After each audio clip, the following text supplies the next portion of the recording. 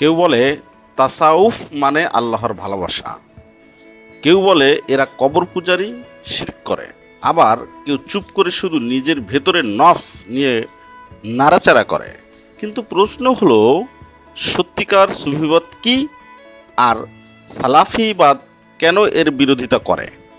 আত্মসত্যের পথে এই দ্বন্দ্ব কি বিভ্রান্তি, না মূল ইসলামের এক ভুল বোঝা সংস্করণ?